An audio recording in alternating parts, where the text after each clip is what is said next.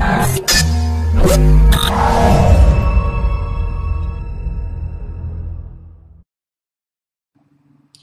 right, hi, Loy from loymachedo.com. Today is the 6th of March 2014 at 1:48 in the morning.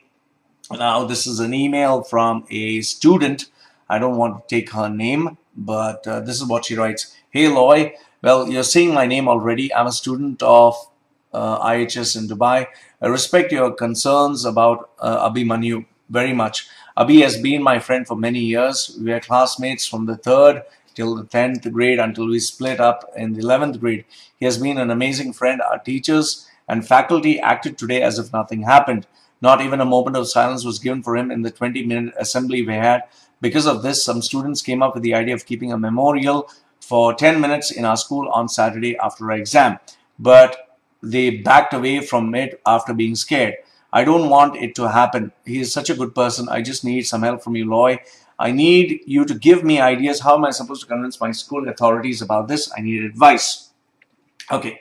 See, first and foremost, my dear, I really appreciate and I really admire the love and the sincerity that you have for Abhimanyu. I mean, I don't know that boy, but ever since I've seen his photograph, I've been inspired to, do something. And that is why I created this group. Now, I've got more than, you'd not believe, from past 3 days, I've got over, I think, 300 emails. I've got more than 100, 150 friends requests. Equally, 200 plus students have added themselves to this group. So there are a lot of people who are having fears, a lot of people who are having issues, and they need someone to talk about, and I'm doing my best, whatever I can, to help them. You see, right now, it's 2 o'clock in the morning. I don't have to sit and do this. I'm not getting paid for it. But the reason I'm doing it because, they need someone to speak to. Students need someone. I'm just doing my bit. I'm not saying I'm the best candidate to do this, but somebody has to do it, and I'm trying to do it, okay? Now, with regards to this incident, you need to understand first and foremost, my dear, that this is a very sensitive incident, very, very sensitive.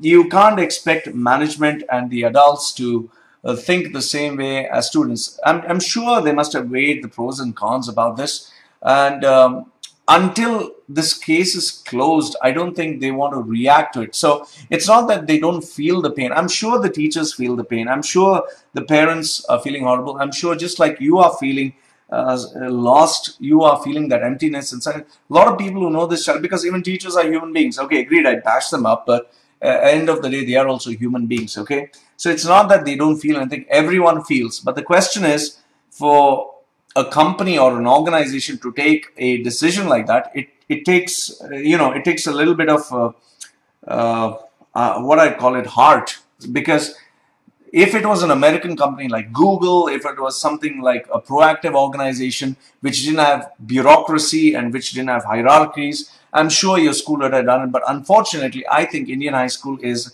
a very bureaucratic structure, is a very hierarchical structure where there are layers after layers and layers. And don't get me wrong, that doesn't mean that they are bad. It's just that Indian management is very inflexible. You got to face it. Indian management is very narrow-minded, very inflexible. That's why girls are one side, boys are one side.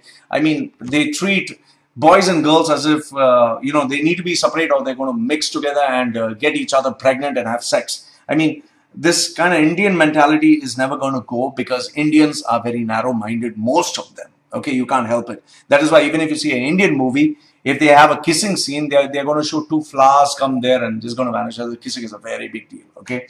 So when they make it a big deal to talk to a guy, to talk to a girl, everyone feels it's a big deal and they start acting abnormal. So unfortunately, Indian high school is managed by Indians, and Indians are very conservative, they're very reserved, they're very narrow-minded, they have hierarchical structures, they have politics, they have this kind of thinking that cannot change. So it's sad to say, but this is how it's going to be. Agreed, there are values that they're proud of, but sometimes these values get stuck up, it gets irritating.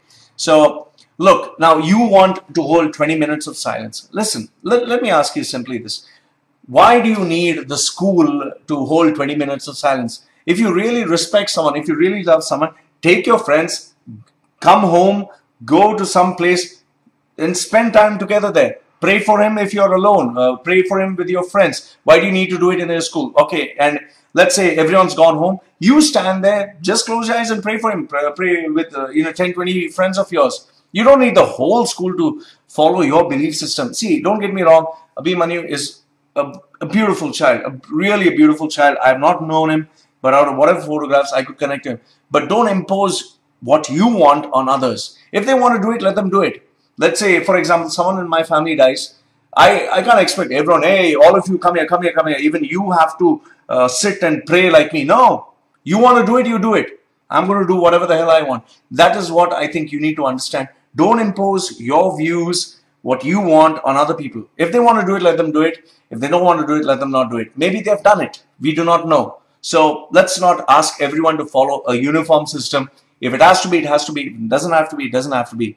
Now, about others being scared, yes, they have to be scared because you need to understand why people are come here. People are come to UAE to earn a living, save money, send it back home, and when it's time to move from here, they will go. So in your case, you don't have to work because your parents are working. So for you, the only thing which you have to worry about is studies. All right. So maybe you may not know the implications of this, but if you're expelled from school, then where do you go next? You'll have a black mark on your record. So people are scared for this reason. Now, you say he's a good person and you need some help from me about how you can convince your school authorities. You can't convince them.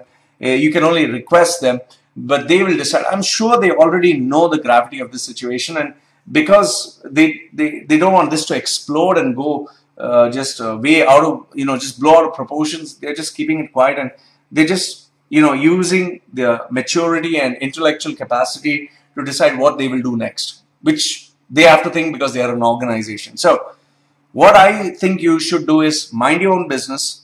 If you feel like eating something, you eat. You feel like fasting, you fast. You feel like praying, you pray. You feel like closing your eyes and wishing good for him, do that. If there's someone who agrees with you, do it together.